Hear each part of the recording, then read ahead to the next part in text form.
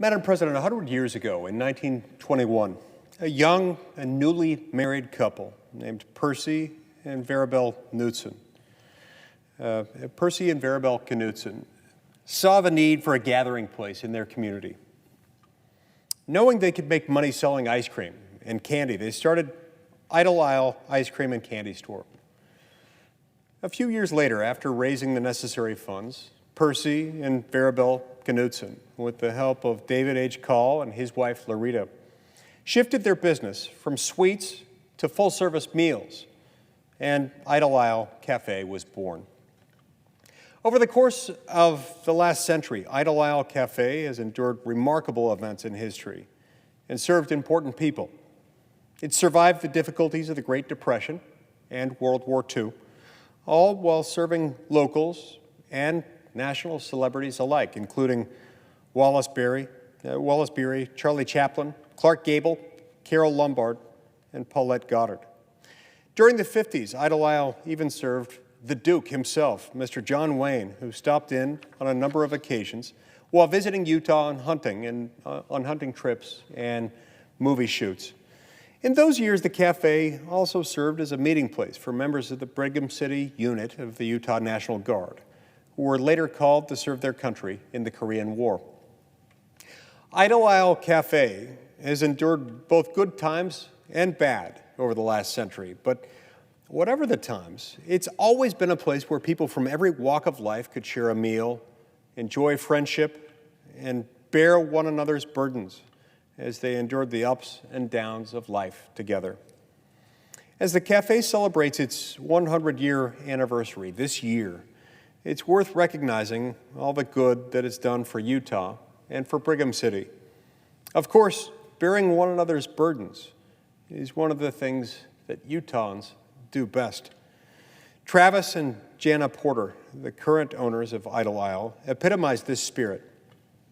Everyone who befriends or works with the Porters quickly sees their love of community and their dedication to their country. Nearly everything they do, both inside of the restaurant and outside, stems from their passion for helping others and their optimistic outlook on life. Even with their 5 kids and the business of running the restaurant, the couple finds intentional time each day to love and serve those who work in the cafe and all who come to visit. As a result of their service, Idle Isle Cafe endures. We as Utahns are engaged in the work of enduring together. In fact, the state's economy is so robust in large part because neighbors care for neighbors, friends care for friends, and strangers even look out for strangers. It doesn't matter who you are. In Utah, you belong. Whether in the cafe or the community, there's place for you at the table. Our doors are open. So too are our hearts.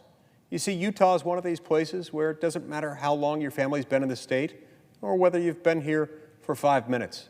To us, you're a Utahn. The enduring spirit of Utah is not inspired by government. No, it's inspired by moms and dads, teachers, small business owners, friends, and neighbors. Earlier this year, when neighbors in West Valley City were overwhelmed at the prospect of revamping and reclaiming their community, an opportunity presented itself. Aging homes with peeling paint and cracked up driveways, broken fences, and neglected yards needed to be refinished. So in typical Utah fashion, neighbors came together. After identifying problems, reviewing resources, and communicating with community leaders, an initiative was born, Operation My Hometown. Operation My Hometown is a neighborhood improvement coalition made up of residents, city workers, and volunteers from various churches and other organizations. It runs entirely on private initiative and volunteerism, 2 of Utah's hallmark strengths. Their process is simple. See something in need of repair, note it, and join the group to help fix it. And then, of course, fix it. Repair requests can be submitted online, and anyone can help. The projects are significant, and quite remarkably, they're being completed. To quote one news report, quote, 6 days a week, the church is converting its meeting house into the neighborhood into a community center. Corporations are donating cash and goods. A new park is planned. The city is adding streetlights. Funds are being raised to finance home ownership. And volunteers are streaming in from all over the Salt Lake Valley to work side by side with residents. Neighborhood resident Bonnie Shaw stated, "I'm so encouraged, so hopeful, so blessed. I can't even believe this is happening." Another resident, Nicholas Orwin, shared as follows, "We live in a strange world these days. We hear this ideology that if you don't look like me, talk like me, act like me, and vote like me, then we must be enemies. But throughout all of this social upheaval, this community has worked together and served one another in such a brilliant and beautiful way that it just defies the ideology that we're different and we have to segregate ourselves out into groups. Even in the dark days of COVID, this community service was such a bright, shiny star. Through all of that hard, we have this really beautiful and safe community service that was happening."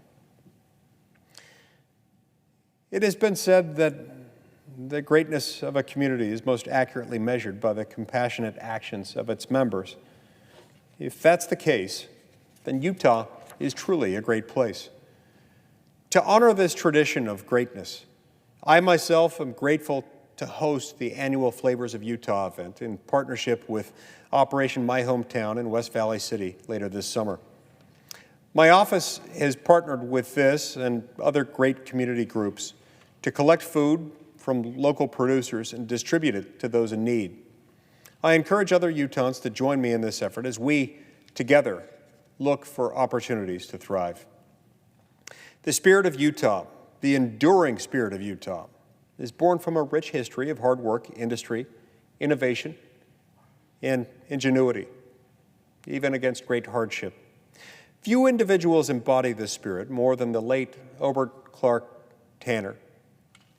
Born in Farmington, Utah in 1904, O.C. Tanner was the youngest of 10 children. Despite his position in the family, from a young age, Tanner felt an obligation to provide for his family. He did so by performing odd jobs around the city, including stoking furnaces. One of the people for whom Tanner stoked the furnace was a jeweler. The jeweler became a friend and a mentor to Tanner, and with time, schooled the young Tanner in the jewelry business. Tanner was a quick study.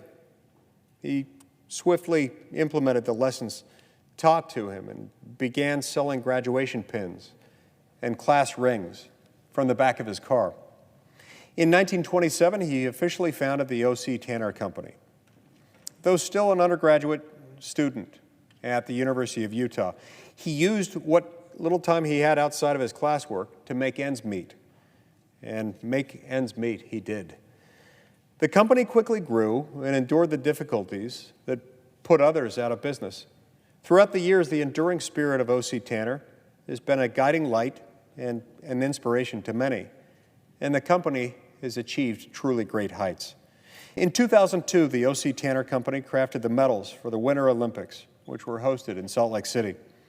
In 2019, O.C. Tanner designed a copper spike replica of the original golden spike that was ceremonially driven at the joining of the two branches of the first transcontinental railroad. Today, the O.C. Tanner Company maintains offices in the United States, Canada, England, Singapore, Australia, and India. The company is one of the largest manufacturers of retail and corporate awards in the United States, and it employs over 1,500 people. Through the dark nights of hardship, O.C. Tanner has endured and even succeeded, thrived. Through the difficulties of community building, the volunteers of Operation My Hometown endure, and they're succeeding. And through 100 years of historic highs and unforgettable lows, the Idle Isle Cafe endures. And yes, the cafe is succeeding too. As goes the saying, those who endure conquer. Similar to O.C. Tanner, the volunteers at Operation My Hometown and the Idle Isle Cafe all Utahns have endured the difficulties of the last year with utmost faith and fortitude, and they're emerging victorious. The enduring spirit of Utah is strong. The 2020 pandemic, earthquakes, civic discord, confusion, and contention presented daunting challenges in the lives of all. And yet, Utahns are breathing a collective sigh of relief as we embrace the shining horizon that lies yet ahead. Since the onset of the virus over a year ago, Utahns have seen near continual drops in unemployment. Utah's unemployment rate fell to 2.8% in April, less than half the national number. Though earthquakes shook homes and businesses last year, Utah's economy has still been rated the best in the United States by several nationally recognized outlets. And while the discord, confusion, and contention have seemed to dominate the airwaves, Utah's citizens have banded together to bridge the partisan divides that can be so difficult to overcome. Utah and Utahns are remarkable. If you're seeking a place to start a business, ask those at Idle Isle Cafe. Utah is the place. If you're seeking a place where community matters, ask those at Operation My Hometown. Utah is the place. And if you're seeking a place where opportunity is abundant, read the story of O.C. Tanner. Utah is the place. I'm very grateful for the privilege of representing the state of Utah here in the United States Senate. And it's my hope that the successes and the enduring spirit of Utah will continue to serve as an example for the nation. Thank you, Mr. President. I yield the floor.